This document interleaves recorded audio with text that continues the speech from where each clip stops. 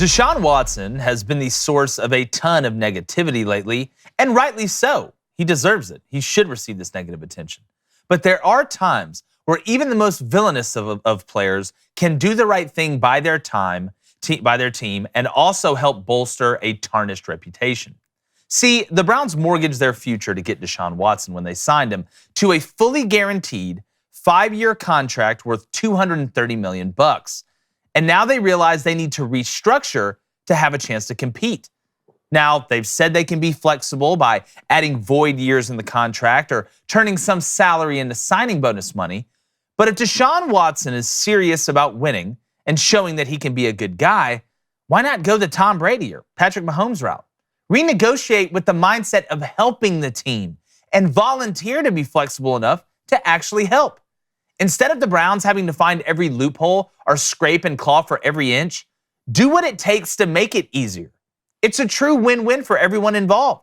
And you're already mega rich. And who knows, maybe this time, Deshaun can be the one lending a hand. David, let's talk about the collusion angle, though, as well. Because if you look at what happened, the Browns signed Deshaun Watson to this mega contract, and it obviously has an effect on the market. Because the top guys want the top money. We see this arms race for players getting paid the most. So it basically reset the market to a place where now, not only are the Browns having to go back and be like, we got to restructure this to do this or whatever, other quarterbacks like Lamar Jackson and some of these other guys, it raised the price of them where they want this type of money. They want Kyler Murray type money. Because again, at the end of the day, Deshaun Watson really hasn't won anything. Let's be honest. So when you look and we talk about collusion, is it collusion when the people in the NFL, the higher-ups that help make the big decisions, talk to each other about the market being reset? Can you consider that collusion, or is collusion the act of forcing the Browns to do something? Well, that is a good question. I mean, collusion is, I think, a legal term. But is it possible that 32 NFL owners are colluding or working in coordination to keep from paying out guaranteed money to players? Absolutely. It's also very possible that the Cleveland Browns, a dysfunctional organization that has never won a Super Bowl and hasn't won an NFL championship in 60 years, signed a desperate contract with Deshaun Watson, and the rest of the league is using common sense and laughing at them. Especially when you look at a Ravens franchise, when we're talking about Lamar Jackson, who has been fairly stable, the last 20 years, and won a Super Bowl with Joe Flacco and Trent Dilfer.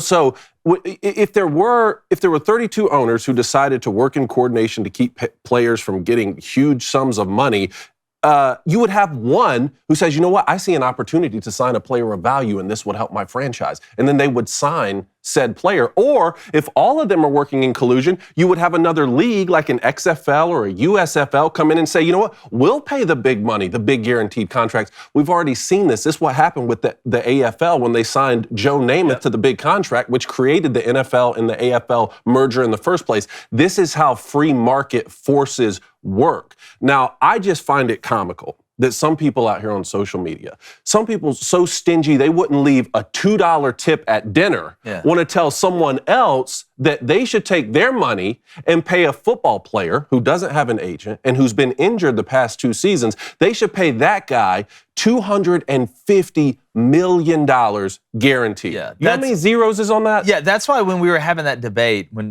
were talking about should the Ravens re-sign Lamar, I think the Ravens should re-sign Lamar, but there's no way they're going to pay that top dollar money if it's going to screw the rest of the organization. But again, Lamar should have an agent, in my opinion. He can do what he wants. It's his life. It's obviously working out well for him. But I'm also not upset at Lamar Jackson for asking for top market money. If I was looking around, because Lamar, and I said this yesterday, Lamar hasn't been past the divisional round. Yeah, he won an MVP. But as a GM, my goal is for the team to win, not my quarterback to win MVP.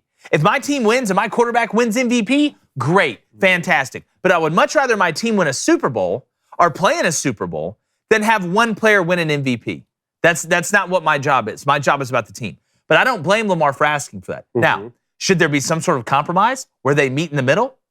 Yes, I believe that's how negotiations typically work. You start out on one side, they start out the other. You meet somewhere in the middle. But the Browns did screw a lot of teams, all the teams basically outside of them. because it puts you in such a bad situation that on one hand, you can't get upset at Lamar Jackson for asking for that type money, but then you can't get upset at the Ravens for not paying that type money. Yeah, you say the Browns screwed the rest of the league, but maybe they didn't. I mean, they've gotten everyone talking about, oh, there's collusion around the NFL. But if the Browns signed a bad contract, let's see how it works out, right? We've only seen a couple games with Deshaun Watson. David, you know, but if they don't win anything with him and it turns out to be a bad signing, the rest of the league, it benefits the rest of the league. Well, that's what I'm saying. The Browns even screwed themselves. So the people who say the Browns did this on purpose, there's no way in hell they did this on purpose. There's no way they had the intent of forcing this to happen. And because again, you really gain nothing in the end. I don't care how you want to phrase it, you really gain nothing in the end. But when I look at now, what happens? The NFL has a ton of money. Money will never be a problem in the NFL. But when you look at the growth of some of these contracts, I don't see now. I feel like when the market gets set in the NFL, it's set there. How many times has the market gone down for players in certain positions? It really didn't go down. You could say maybe the running back position. Maybe people are looking at running back saying, well, you know, is it worth me going and spending all this money on a guy that's going to be able to play for 6 years maybe in his prime? So I think the Browns, in my opinion, made a horrible decision that affected the rest of the league, and now the rest of the league is trying to have to catch up. That's just what it looks like to me. Blaine, what do you think? Leave it to the Browns to do this. I mean, the last thing you want to do is follow the Browns when it comes to anything, especially signing quarterbacks. But is there collusion among GMs in the league? Duh. Yeah, of course there is. These guys are businessmen. And no one wants to pay this type of money for anybody.